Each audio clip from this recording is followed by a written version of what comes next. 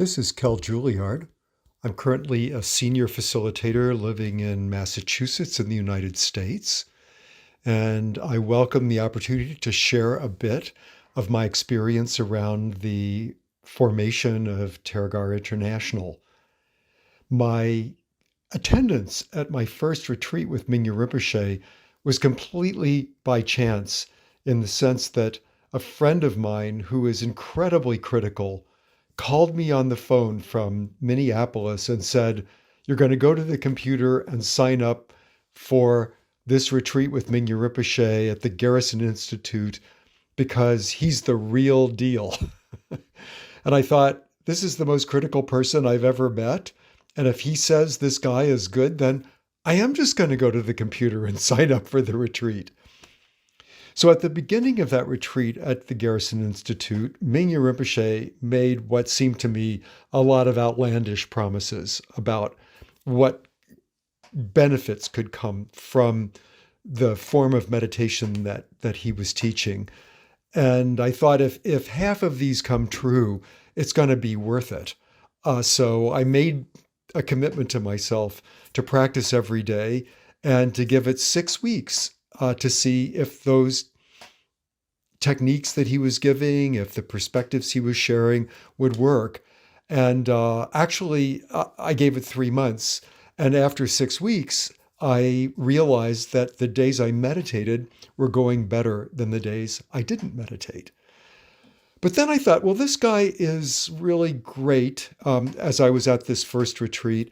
But what about the people around him? Because sometimes really wonderful teachers are surrounded by not so wonderful people. Well, Edwin and Court and Tim were all at that retreat, and I got to know each of them. And I was like, wow, these people are warm, they're smart, they're highly experienced, but they're also accessible, friendly, not pretentious. I was like, wow, this is all looking good.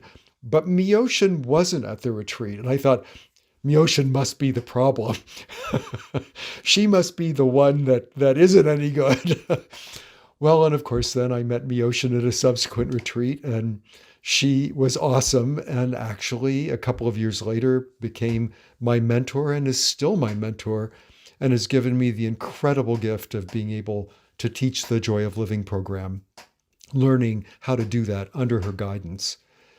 So at that first retreat, Tim, Edwin, and Court announced the formation of Tergar International, that this was the first retreat at which they were announcing this. And I thought to myself, wow, I'm finally in my life at the right place at the right time. And I'm all in. I'm going to volunteer. I'm going to do whatever I can to be a part of this new organization. So I put my name in the hat for volunteering and didn't hear anything back for a very long time, it seemed.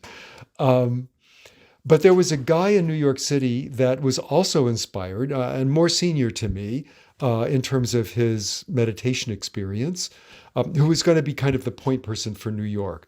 And so I'd get an email from him saying, okay, tomorrow or the next day, we're going to have a Tergar meeting. And I would show up, and maybe one other person would show up, because in New York City, you just can't do things on spur of the moment like that. And after a couple of months, he got frustrated and said, okay, Kell, you're going to be the point person, practice leader in New York City. And I thought, well, this is like the best thing I've encountered in maybe forever. And so, okay, I'll do that. And a couple months later, in January of 2010, the first curriculum came out. And so I began to organize practice groups in New York City and had a couple of them going pretty much right away. One at the Insight Meditation Center and one at Geluk Rinpoche Center in Lower Manhattan. And, our little band of practitioners would come together. Sometimes there might be 1, 2, 3, 5 other people at the meetings, but it was so exciting to be a part of this and to see these teachings becoming more accessible to people. So thank you for letting me share.